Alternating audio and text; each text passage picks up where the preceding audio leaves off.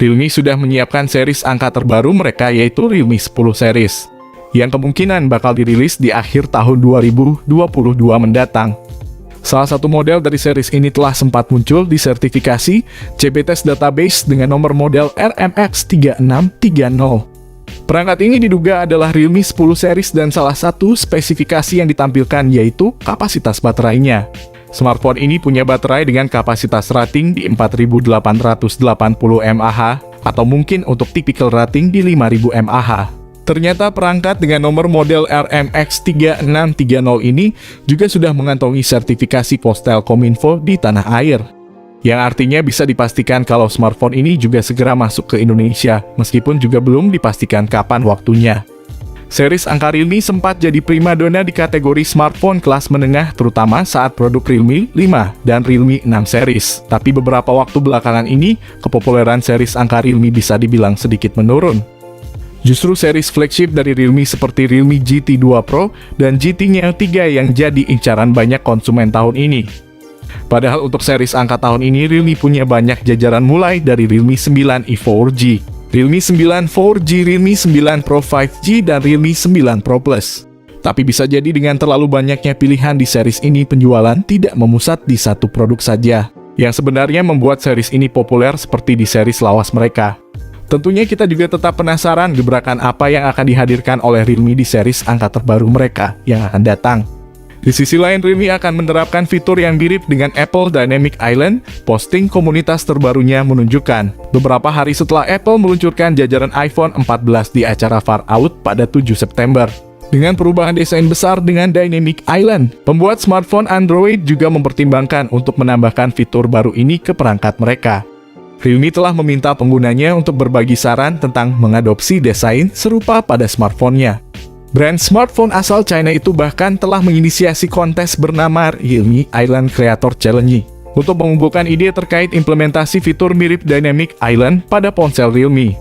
Di iPhone 14 Pro dan iPhone 14 Pro Max, Apple memanfaatkan potongan kamera dan Face ID baru untuk menampilkan pemberitahuan dan aktivitas.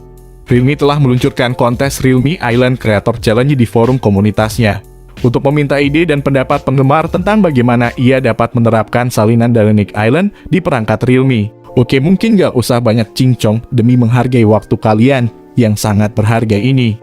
Berikut ini kami berikan informasi terbaru dari Realme 10 Pro. Sebelum masuk ke inti pembahasan, mohon kalian klik like dan subscribe-nya dulu, supaya kami bersemangat memberikan konten setiap harinya hanya untuk kalian semua. Mengenai tampilan visualnya, Realme 10 Pro sendiri mengusung konsep layar sentuh kapasitif yang menggunakan panel AMOLED display A+ Mate untuk memaksimalkan penampilan visual secara lebih jernih dibandingkan panel lain. Sementara itu, untuk ukuran layarnya sendiri rupanya perangkat premium buatan Realme ini mengusung layar seluas 6,5 inci dengan ketajaman resolusi Full HD Plus serta Dolby Vision. Apalagi layar pada Realme 10 Pro ini juga sudah membawa kualitas HDR10+ dengan refresh rate 120Hz yang menurut kami sangat amat kencang untuk memaksimalkan render grafis secara lebih taktis dan responsif. Ini akan sangat mendukung tampilan gambar atau video dengan tingkat resolusi tinggi. Untuk soal perlindungan layarnya, dipastikan bahwa Realme 10 Pro bakal melapisi layar visualnya dengan pelindung berupa Corning Gorilla Glass 5 yang sangat handal dalam mencegah terjadinya goresan dari benda tajam. Menginjak pada bagian lain, kini saya akan mengulas sisi hardware dan software dari spesifikasi Realme 10 Pro, di mana dalam soal ini Realme akan menggunakan beberapa komponen hardware terbaru dan modern untuk menunjang percepatan sistem. Salah satunya yakni chipset garapan MediaTek yakni Dimensity 8100 dengan keunggulan utamanya, yakni memaksimalkan aktivitas fotografi gaming dan kecerdasan buatan. Sepertinya untuk pasar global hanya ada satu versi aja. Ketika masuk pasar China, smartphone ini akan memakai MediaTek Dimensity terbaru, which is literally chipset Dimensity 8100 sudah setara dengan Snapdragon 888.